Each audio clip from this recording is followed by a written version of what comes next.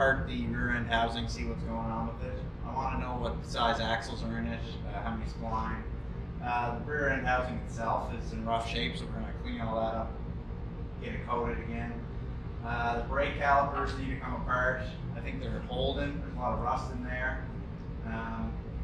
Should be able to clean up the rotors. So yeah, let's get into it.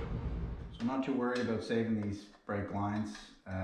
They're in pretty rough shape. All these fittings I'm going to have to replace anyway. So I'll just get these out of the way.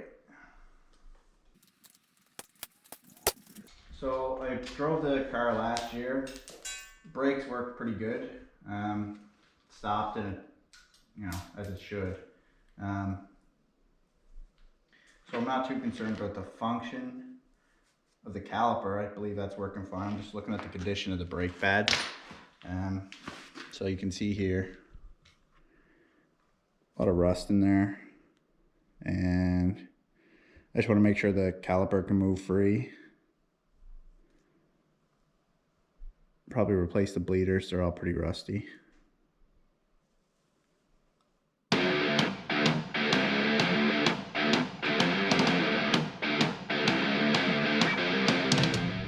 Alright, so we got the calipers off now. We're going to pull the rotors off and then get at the axles. So as you can see, this rotor's got a pile of rust on it. It's a good quality rotor, so I'm pretty sure we're going to be able to clean this up and reuse it. No need to replace it. It's not warped or anything.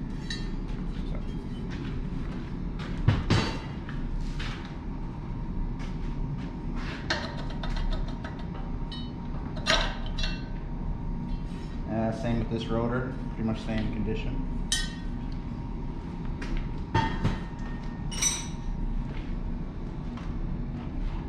So the axles are held in 5/8 bolts.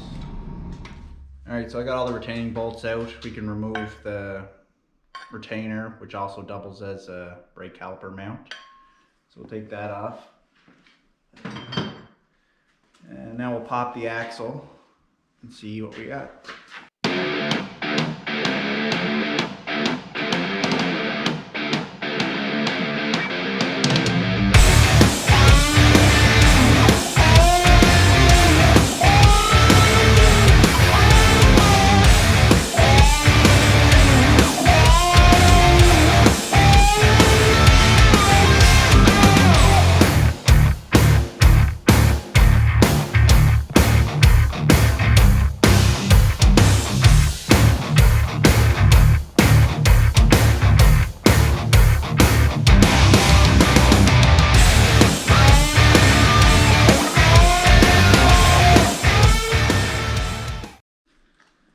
Alright, so the axles are out. Now we're going to count the splines.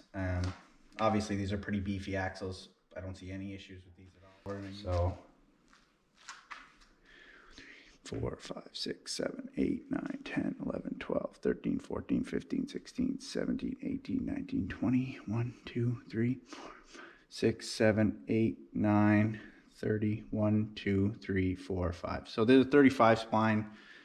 So it's pretty much as beefy as you can get.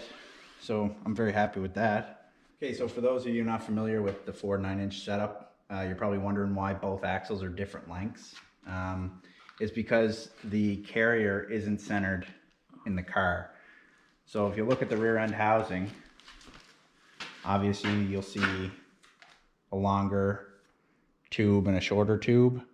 So the pinion is centered, but the axle housing is actually off-centered. So when your pinion runs in the center, your ring gear's over here, which means you need a shorter axle from that side to get to the splines and a longer one from that side.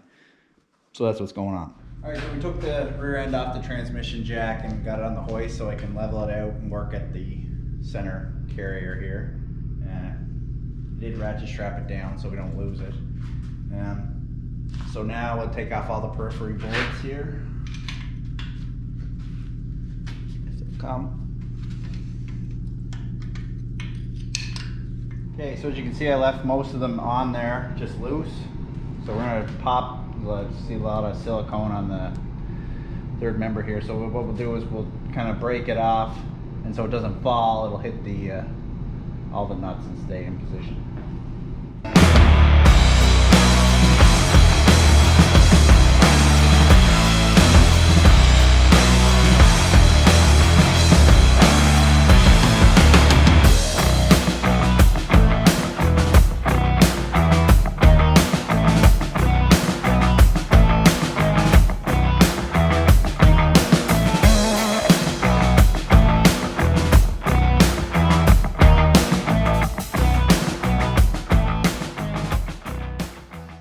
Alright, so we got the carrier up in the jig on the vise here and started the inspection. We checked the backlash first. It's just under 1/10,000 of an inch, which is what the manufacturer calls for this set of gears here.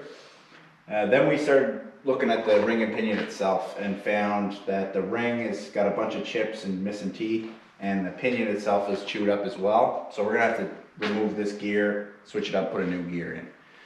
So we checked the gear ratio and we counted the teeth on the ring gear and then the teeth on the pinion, divided them, and it worked out to be 4.85 to 1. So there's a pretty high gear ratio here. It's working good in the car, so we're going to keep it. We're just going to get a new ring and pinion set.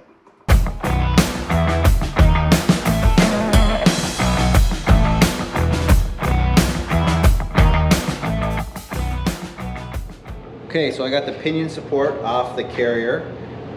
This is all it is here. There's the inner bearing race, the outer seal, the outer bearing, and a shim in there. On the pinion is the inner bearing, spacer and shim, the splines that go on the pinion yoke, and this is the pinion gear itself, which is in pretty rough shape.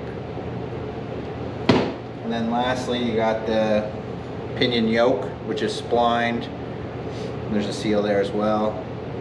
And then the cap nut holds that to the pinion. All right, so everything's disassembled as far as we're going to take it right now. We're going to order in the parts we need for the rear end and get everything else cleaned up. And the next video, you'll see us put together the third member and get everything back in the car. So stay tuned.